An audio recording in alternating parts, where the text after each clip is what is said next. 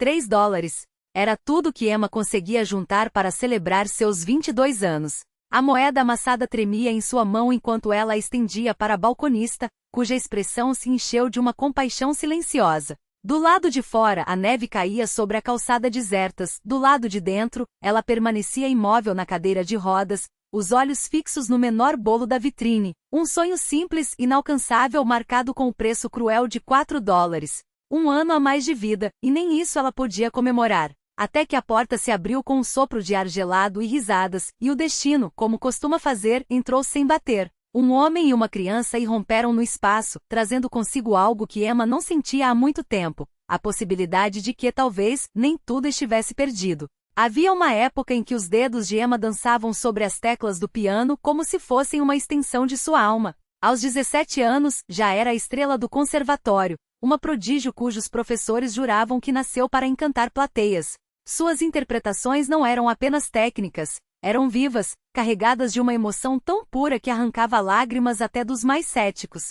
8 horas diárias de prática, uma disciplina quase obsessiva, uma identidade construída nota por nota. Até que uma noite de outubro destruiu tudo. O barulho do metal se retorcendo ainda ecoava em seus pesadelos, um motorista bêbado, um farol vermelho ignorado, e o impacto que roubou não só seus passos, mas o futuro que ela imaginava. 3 semanas depois, acordou no hospital para ouvir o veredicto frio dos médicos: paraplegia irreversível. Nunca mais caminharia. A ironia era cruel demais para ser coincidência. Seus pais haviam morrido em um acidente de carro quando ela tinha 12 anos, deixando-a órfã sob os cuidados de uma avó que sobrevivera à Grande Depressão com a dignidade intacta. Erga a cabeça, minha menina, a velha senhora repetia enquanto pentearia seus cabelos. Pobreza não define quem você é. O que importa é como você carrega seu nome. Mas o universo, implacável, levou até ela. Um câncer silencioso a arrebatou meses após o acidente de Emma, como se quisesse apagar até a última réstea de luz em sua vida. Agora, ela vegetava em um estúdio minúsculo, onde o cheiro de mofo disputava espaço com o barulho do radiador que gemia como uma alma penada. O prédio abrigava os esquecidos da sociedade, aposentados que contavam moedas, veteranos de guerra com cicatrizes invisíveis, mães solteiras que se desdobravam em turnos exaustivos. Emma se encaixava perfeitamente ali, sobrevivendo com o auxílio-desabilidade que mal pagava o aluguel e as aulas de piano online que seus alunos cancelavam na última hora. Ensina através de uma tela, os dedos se movendo sobre um teclado barato, comprado em uma casa de penhores. O piano de verdade, aquele Upride elegante que pertenceu à sua avó, havia sido vendido para cobrir contas médicas que não tinham fim.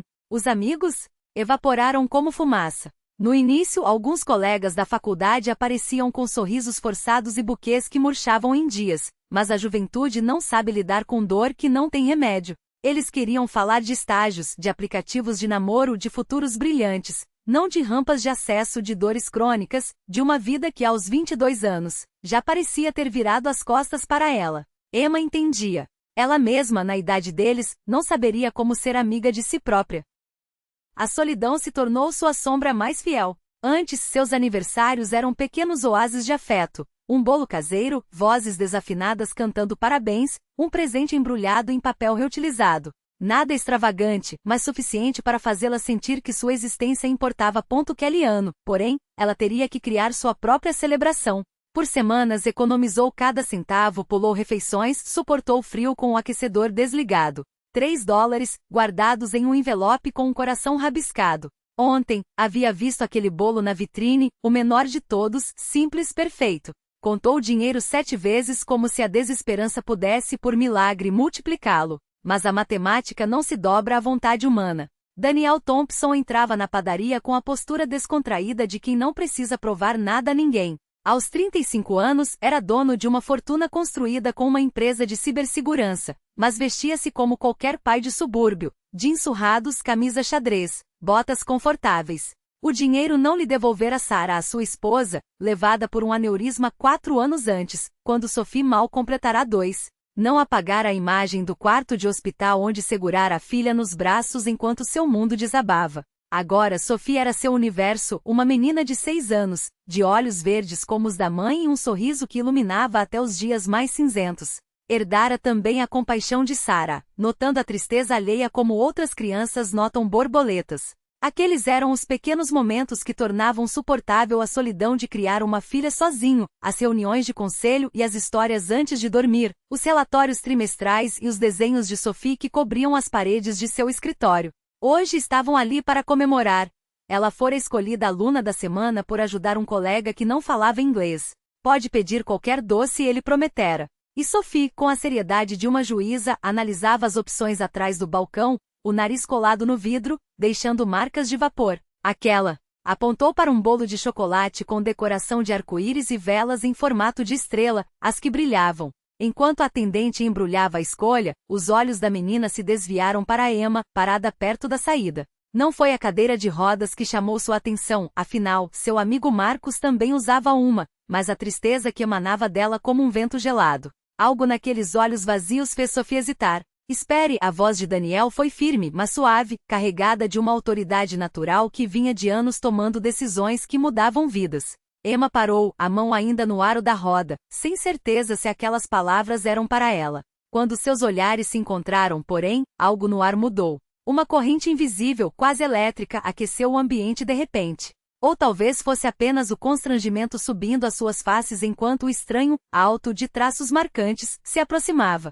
Ela queria desaparecer, fugir da piedade que certamente viria daqueles olhares cheios de dó que tanto odiava. Mas a neve lá fora caía mais forte, e seu apartamento não oferecia nada além de paredes frias e um silêncio opressor. O bolo, afinal, não passaria de mais um desejo adiado. Não pude evitar, Daniel ajoelhou-se, colocando-se no mesmo nível que ela, um gesto tão simples quanto revolucionário. A maioria das pessoas falava com Emma olhando de cima para baixo, literal e metaforicamente. Hoje é seu aniversário? Sua voz não carregava pena, apenas uma curiosidade genuína, como se encontrar alguém celebrando a vida em uma padaria durante uma tempestade de neve fosse a coisa mais natural do mundo. E Live Music. Não era só o que eu fazia, era quem eu era. O violoncelo, as horas no conservatório, os dedos doloridos e a sensação de que, quando a música fluía, nada mais importava. Tinha uma bolsa em uma orquestra sinfônica, um futuro traçado em notas e harmonias. Até que o motorista bêbado decidiu que meu caminho era dele também. Daniel deixou o garfo sobre o prato, a intensidade de seu olhar fazendo Emma perceber que, pela primeira vez em anos, alguém realmente a ouvia. Não com a compaixão vazia de quem já tinha decidido que sua história era trágica, mas com a atenção de quem reconhecia a força necessária para sobreviver a uma vida desmontada. E depois? Ele perguntou, como se a resposta não fosse óbvia. O vazio, a fisioterapia inútil, as contas médicas se empilhando como promessas quebradas. Emma deu de ombros, mas Sophie não deixou passar. Depois ela ficou sozinha, a menina declarou, com a crueldade inocente das crianças que ainda não aprenderam a suavizar verdades. Como o Sr. Viskers quando a gente esquece de dar água para ele. Daniel abriu a boca, provavelmente para corrigir a filha, mas Emma riu em um som rouco, quase estranho em sua própria garganta. É mais ou menos isso. Só que sem bigodes e com menos queijo. Sophie franziu o nariz, confusa, mas Daniel sorriu. Não daquela forma educada que as pessoas reservavam para quem sofreu um acidente, mas um sorriso verdadeiro, que chegava aos olhos e fazia Emma se sentir vista. E agora? Ele insistiu como se a pergunta não fosse invasiva, como se ele tivesse o direito de saber. Agora. A palavra ecoou em sua mente, pesada. Agora ela contava os dias entre os turnos no call center, onde as pessoas desligavam na sua cara quando descobriam que a voz calma do outro lado da linha pertencia a uma aleijada. Agora ela evitava espelhos, porque a mulher refletida neles não se parecia com a garota que um dia seguiu sonhos com as mãos cheias de calos e o coração cheio de notas musicais. Agora eu existo, ela admitiu, e a honestidade doía. Sobrevivo, como você disse, ao redor da ausência. Sophie, sempre atenta, empurrou seu prato vazio para o centro da mesa e pegou a mão de Emma com dedos pegajosos de glacê. Você precisa de mais do que só existir. Todo mundo precisa. Até o Sr. Viskers, e ele é só um hamster. Ela virou-se para o pai, os olhos brilhando com a lógica implacável da infância. A gente pode levar ela para casa, Derry? Para ela não ficar sozinha no aniversário? O silêncio que se seguiu foi carregado. Emma sentiu o rosto queimar, não de vergonha, mas de algo mais perigoso, desejo. Porque por um instante louco, ela quis. Quis dizer sim. Quis acreditar que havia espaço para ela naquele mundo quente, onde uma criança falava de hamsters como se fossem filósofos e um homem olhava para ela como se visse mais do que uma cadeira de rodas. Daniel respirou fundo, os dedos tamborilando levemente na mesa, um gesto que traía sua hesitação. Sophie, a Emma não é um filhote perdido que a gente pode adotar, ele começou, mas sua voz não tinha a firmeza de costume. Mas ela tá perdida, Sophie argumentou, apertando a mão de Emma com uma força surpreendente. E a gente tem espaço. O quarto de hóspede está vazio desde que a vovó foi embora. E ela gosta de música. Pode tocar para mim antes de dormir. Emma deveria recuar. Deveria rir, agradecer, inventar uma desculpa e voltar para seu apartamento gelado, onde a solidão era previsível e, portanto, segura. Mas havia algo na forma como Sophie pronunciou antes de dormir, como se fosse a coisa mais natural do mundo, que quebrou alguma coisa dentro dela. Eu não sei tocar mais, ela confessou, a voz fina. Meus dedos não obedecem como antes. Daniel inclinou-se para a frente, os cotovelos sobre a mesa, e pela primeira vez Emma notou as linhas de cansaço ao redor de seus olhos, não de idade, mas de carregar sozinho o peso de ser pai, mãe e refúgio para uma filha que ainda acreditava em finais felizes. A música não vai embora só porque a gente para de tocá-la, ele disse baixinho. Ela fica guardada, esperando. Sophie, impaciente com filosofias adultas, pulou da cadeira e correu até o balcão, voltando com um guardanapo e uma caneta que roubou da Clark. Então a gente faz um contrato. Ela anunciou, desenhando linhas trêmulas no papel. Assina aqui dizendo que você vem jantar com a gente amanhã. Não é um convite, é uma ordem de hamster. Emma olhou para o contrato, uma mistura de rabiscos, corações e a assinatura elaborada de Sophie, com um S que ocupava metade da página. Era ridículo. Era absurdo. Era a coisa mais humana que alguém havia feito por ela em anos. Hamsters não têm autoridade legal. Ela murmurou, mas suas mãos tremiam ao pegar a caneta. Essa aqui tem, Sophie retrucou, apontando para o desenho de um roedor com uma coroa. Ele é o rei Viskers. E ele disse que se você não assinar, vai mandar o exército de unicórnios te buscar. Daniel cobriu o rosto com a mão, mas Emma jurou ouvir um riso abafado. Ela olhou para o papel, para a menina com glacê no queixo, para o homem que, contra todas as probabilidades, não parecia ver nela uma vítima, mas uma pessoa. E pela primeira vez em 2 anos, Emma assinou algo que não era um formulário médico ou um recibo de aluguel. Tá bom, ela cedeu, entregando o guardanapo. Mas só se o rei Viskers garantir que não vai ter unicórnios armados na minha porta. Sophie vibrou e Daniel. Daniel sorriu de novo. Dessa vez, Emma não desviou o olhar. O piano sempre fora mais do que um instrumento para ela. Era oxigênio. Era o ritmo do seu próprio pulso. Era a forma como Emma entendia o mundo antes que o mundo decidisse que ela não merecia mais nada além de silêncios e paredes de hospital. Tocar não era um hobby, era identidade. E quando o acidente roubou suas pernas, levou também a música, como se as duas coisas estivessem entrelaçadas demais para sobreviverem separadas. Agora, ela ainda ensinava algumas aulas online, mas era como tentar descrever o sabor do mel para alguém que só conhecia açúcar refinado, técnico sem alma. Antes era voar, pensou, enquanto os dedos pairavam sobre as teclas poeirentas do Stevie. Agora é só apertar botões. Daniel ouviu a dor na voz dela, não a dor aguda de uma ferida fresca, mas aquele tipo de luto que se instala nos ossos, que ecoa em cada sílaba como um fantasma. Reconheceu o tom. Era o mesmo que usava quando falava de Sarah, a melancolia de quem perdeu não apenas uma pessoa, mas todas as versões de si mesmo que existiam ao lado dela. A perda muda tudo, pensou. Até as coisas que sobram. Eu costumava fazer jantares elaborados para a Sarah, confessou, enquanto Sophie espalhava queijo ralado sobre o macarrão como se fosse neve em um dia de inverno. Agora, mal consigo fazer isso aqui sem lembrar como ela roubava pedaços da panela enquanto eu cozinhava. Mas macarrão com queijo é bom, protestou Sophie, com a autoridade de quem já provou todas as versões possíveis daquilo, principalmente com aquele negocinho de pão por cima. Seu paladar sofisticado é devidamente anotado, Daniel respondeu seco, mas os olhos não saíram de Emma. Você ainda tem um piano? Um teclado, qualquer coisa. Ela admitiu relutante. Vendi o piano da minha avó para pagar contas médicas. Tem um teclado, funcional. Sophie se iluminou como uma lâmpada que alguém finalmente lembrará de ligar. Nós temos um piano. Um grandão que ninguém toca. Só fica lá, ocupando espaço como móvel chique. Virou-se para o pai, os olhos brilhando com uma ideia que já era decisão. Pode, pai? A Emma pode tocar o nosso piano? Daniel viu Emma se fechar. Não foi um movimento físico, foi pior. Aquele recuo interno, como se ela tivesse puxado uma cortina de ferro entre si e o mundo. Não, pensou. Não dessa vez. Sophie, a Emma deve ter coisas para fazer.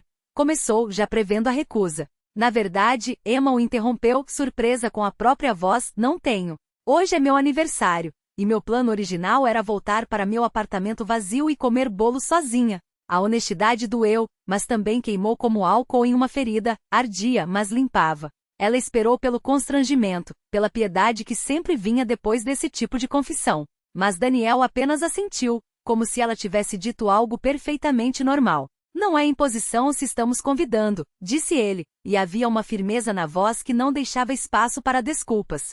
Sophie está certa. O piano não é tocado há anos. Seria bom ouvir música naquela sala de novo. Emma queria dizer sim com uma intensidade que a assustou. Mas ela conhecia aquele desejo, conhecia o gosto amargo de esperanças que se transformavam em cinzas. Querer era o primeiro passo para perder, e ela já havia perdido demais. Não sei se ainda consigo tocar. Não de verdade. Fez uma pausa, engolindo o nó na garganta. Meu corpo funciona diferente agora. Tudo é mais difícil. Sophie encarou-a com a sabedoria desarmante das crianças, que ainda não aprenderam a mentir para si mesmas. Então tenta. Se for difícil, a gente ajuda. É isso que amigos fazem. Ah, amigos. A palavra pairou no ar como uma porta entreaberta. Emma olhou para Daniel, procurando sinais de pena ou obrigação, mas encontrou apenas algo que se parecia perigosamente com interesse genuíno. Algo que não era caridade nem projeto de resgate. Era curiosidade.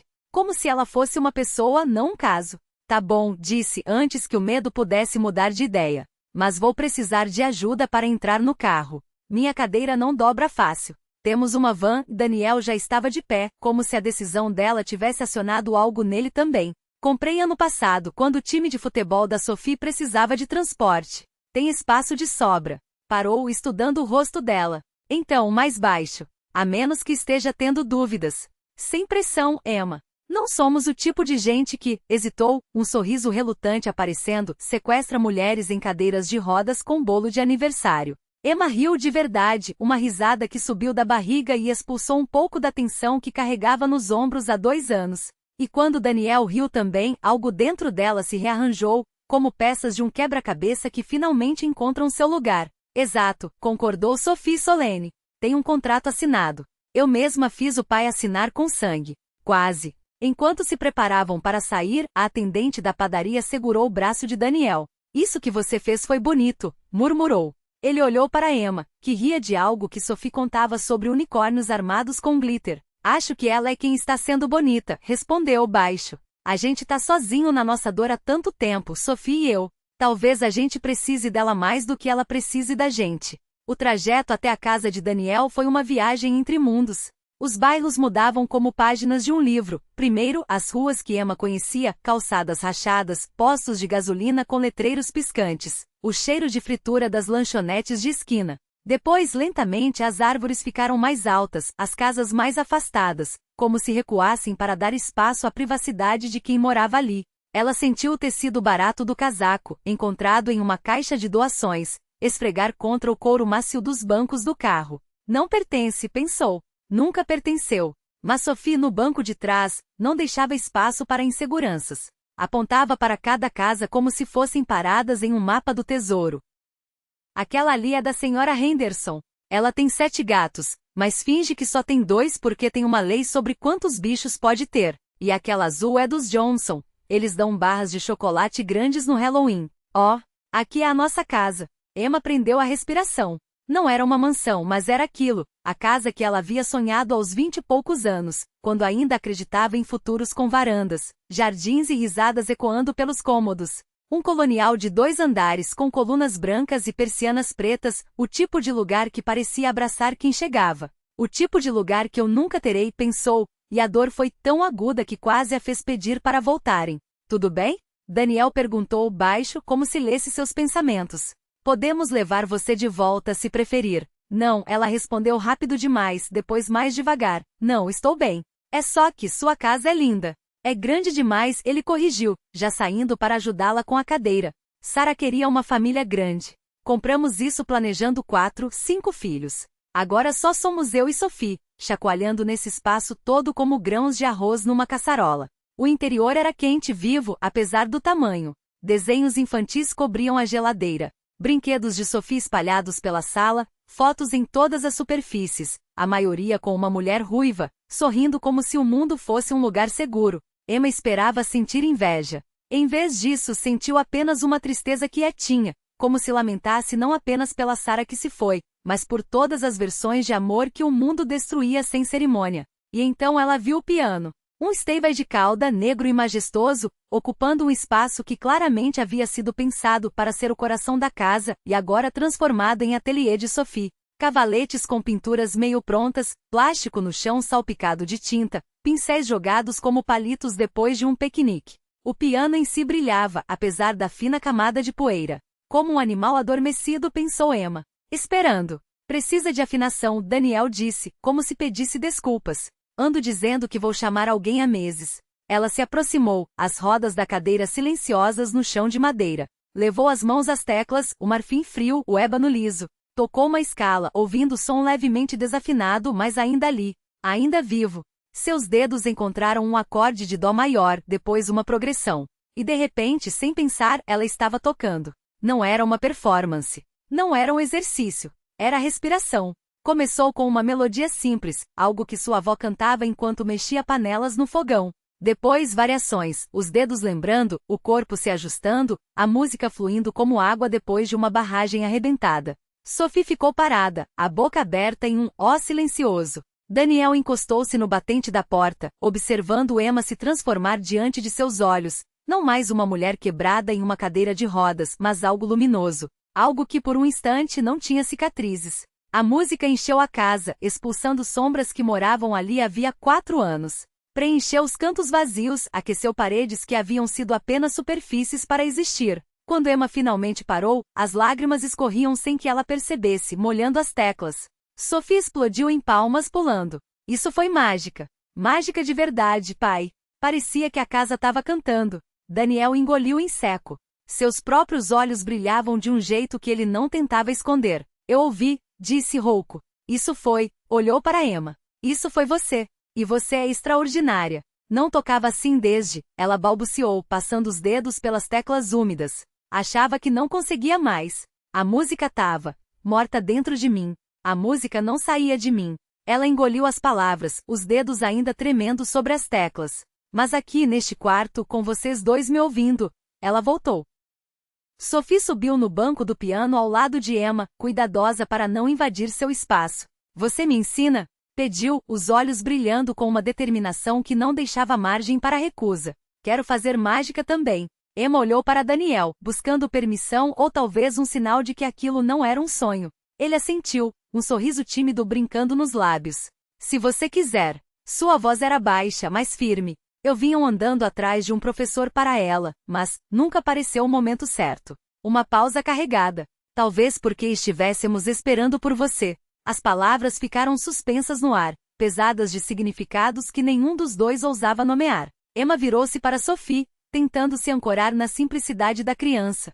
Posso te ensinar, mas é preciso praticar todos os dias, mesmo quando não tiver vontade. Sophie cruzou os braços, séria. Eu treino futebol todo dia. Como se isso explicasse tudo. E escovo os dentes. E sou legal. Fez uma careta. Embora o papai diga que isso deveria ser natural. Passaram a tarde inteira ali, Emma guiando os dedos pequenos de Sophie pelas notas enquanto Daniel trabalhava na sala de jantar, o laptop aberto, mas os olhos sempre voltando para elas. O som das teclas, as risadas abafadas de Sophie, as correções pacientes de Emma, tudo tecia uma tapeçaria de normalidade que doía em Daniel como uma saudade de algo que ele nem sabia que podia desejar. Quando a noite caiu, ele insistiu que Emma ficasse para jantar. Nada fancy, só espaguete. Com pão de alho? Sophie perguntou esperançosa, já pulando da cadeira. Daniel riu. Seria crime servir espaguete sem pão de alho. A refeição foi simples, mas perfeita. Daquelas que Emma não sabia que sentia falta.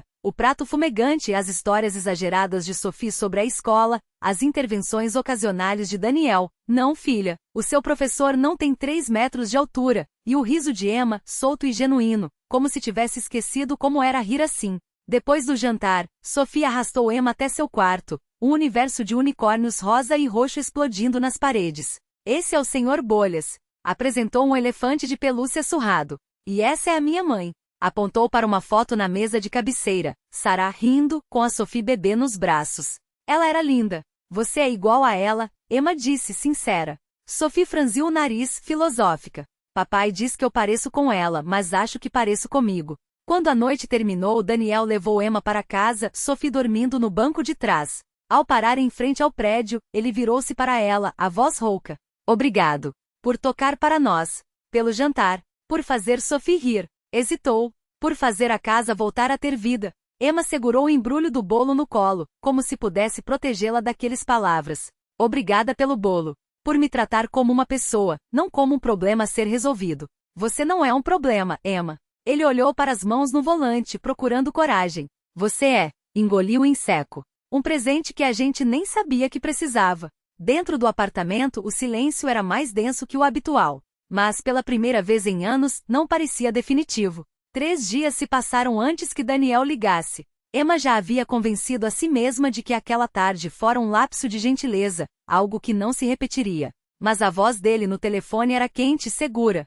Sophie não para de falar de você. Tem feito exercícios de dedos na mesa da cozinha. Uma pausa. Acho que precisamos tornar isso oficial. Aulas de piano 2 vezes por semana. Pagarei sua taxa normal, claro. $20 a hora, Emma disse, envergonhada pelo quanto soava pouco. Isso é ridículo. Professores profissionais cobram no mínimo 60. A voz dele não deixava espaço para discussão. Vamos combinar 75. Daniel, é demais. É justo. Quartas e sábados. Posso buscá-la. Ela deveria recusar. Deveria se proteger daquele perigo que era a esperança crescendo dentro dela como uma planta teimosa. Mas a ideia de vê-los novamente, de tocar aquele piano, de pertencer, mesmo que por um instante a algo maior que sua própria sobrevivência, era irresistível. Tá bom.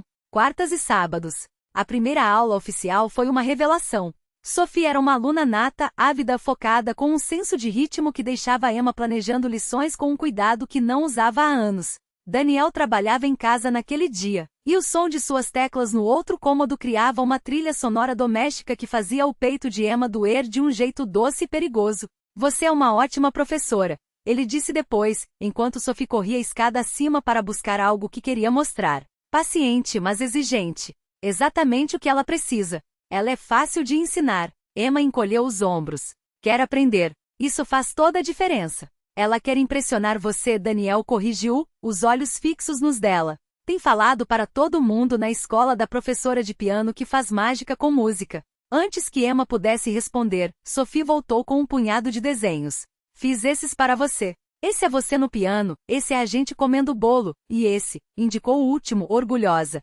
É como eu acho que é o seu apartamento. Só que com unicórnios. Emma segurou os papéis, a garganta apertada. Na versão de Sophie, ela não estava na cadeira de rodas. Era só mais uma pessoa na cena, indistinguível de Daniel ou da própria Sophie. As semanas passaram em um ritmo de aulas e conversas que se estendiam além do previsto. Daniel começou a se juntar a elas no piano às vezes, sua voz grave harmonizando com o soprano infantil de Sophie enquanto Emma tocava. Aqueles momentos eram perigosos em sua perfeição, como vislumbres de uma vida que não era, não poderia ser, dela. Até que em um sábado de início de dezembro, Emma chegou e encontrou a casa sendo decorada para o Natal. Uma árvore imensa dominava a sala e Sophie vibrava de excitação. A gente tá enfeitando. Você tem que ajudar. É tradição. Acho que suas tradições não me incluem, Emma disse, suave. Agora incluem. Sophie foi firme. Não é, papai? Daniel apareceu com caixas de enfeites, o sorriso tão quente que Emma sentiu o rosto esquecer. Incluem, sim. Sua voz era baixa, só para ela. Emma faz parte das nossas tradições agora. Passaram a tarde decorando, Daniel levantando Sophie para alcançar os galhos mais altos, Emma organizando os enfeites e contando histórias sobre cada um. Quando chegaram a um anjo de vidro delicado, Sophie ficou quieta. Esse era o favorito da mamãe. Ela sempre botava no topo. O rosto de Daniel se fechou, mas ele pegou o anjo com cuidado. Quer colocar este ano, docinho? Sophie balançou a cabeça. Você faz. Mas a Emma tem que ver. Daniel a ergueu nos braços, e Emma observou, sentindo o peso daqueles segundos. Era uma estranha, testemunhando uma dor íntima. Ainda assim, Sophie a queria ali. Perfeito, declarou a menina, depois virou-se para Emma. Ano que vem, você ajuda a colocar. Ano que vem. A suposição de que ela ainda estaria ali parte daquilo fez algo dentro de Emma se contrair. medo e esperança, tão entrelaçados que era impossível separá-los. Mais tarde, quando Sophie adormeceu no sofá, Daniel sentou-se ao lado de Emma no banco do piano. Ela se apegou a você, murmurou. Eu também me apeguei. Emma confessou, olhando para as próprias mãos. A ela. E a você. Daniel virou-se para encará-la de frente. Precisava dizer uma coisa. Li seu blog. A voz dele era cuidadosa, como se temesse quebrar algo. Todo ele. Emma congelou. Aquelas páginas eram onde ela despejava suas sombras, sua raiva, sua dor crua. Tem um post de 3 anos atrás, continuou Daniel, sobre salvar uma menina na faixa de pedestres. Botinhas vermelhas com patinhos, cabelo cacheado, mochila de unicórnio. O ar ficou preso na garganta de Emma. Uma tarde chuvosa, antes do acidente.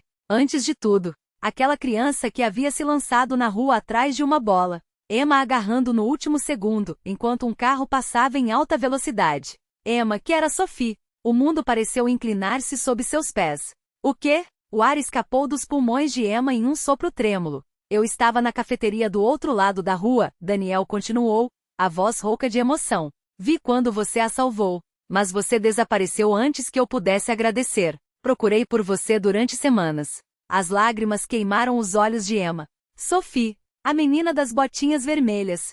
A menina que, sem saber, já havia salvado ela também, anos depois, apenas por existir. Você salvou minha filha. A voz de Daniel quebrou. E então, anos mais tarde, voltou para nossas vidas quando mais precisávamos. Emma chorava agora, incapaz de processar aquilo. Era demais. Demais para ser coincidência. É o destino, Daniel murmurou, aproximando-se. Tem que ser. Ela sentiu o calor do corpo dele, o cheiro familiar de café e madeira. Sabia que ele ia beijá-la.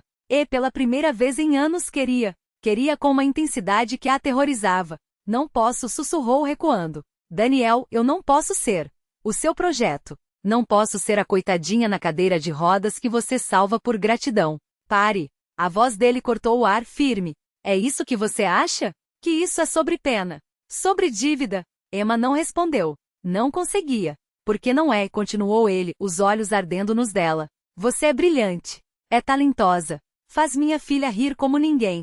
Trouxe música de volta para esta casa. Quando olho para você, Emma, não vejo uma cadeira de rodas. Vejo uma mulher que sobreviveu a perdas que destruíram outras pessoas e ainda assim cria beleza. Vejo alguém por quem estou me apaixonando, apesar de todas as vozes na minha cabeça dizendo que é cedo demais, complicado demais. O coração de Emma batia tão forte que doía. Você está se apaixonando por mim por completo, ela repetiu, incrédula. Daniel não negou. Sei que são só 2 meses. Sei que há 1000 razões para isso não fazer sentido. Mas você se encaixa na nossa vida como se sempre tivesse feito parte dela. Tenho medo, Emma confessou, a voz um fio. Perdi todos que já amei. Se eu deixar me amar por vocês e depois perder. Vamos devagar, Daniel interrompeu, suave.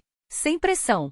Sem expectativas. Só, ver aonde isso nos leva. Ela sentiu, e o sorriso que ele lhe deu foi tão terno que doeu. Antes que pudesse reagir, os lábios dele roçaram sua testa, leves como uma promessa. Depois, com cuidado, ajudou-a a voltar para a cadeira. Na semana seguinte, Sophie chegou de escola com os olhos inchados. Uma colega havia dito coisas cruéis sobre ela não ter mãe. Emma a abraçou enquanto os soluços sacudiam o pequeno corpo, entendendo aquela dor de uma forma que ninguém mais poderia. Às vezes você esquece da sua mãe?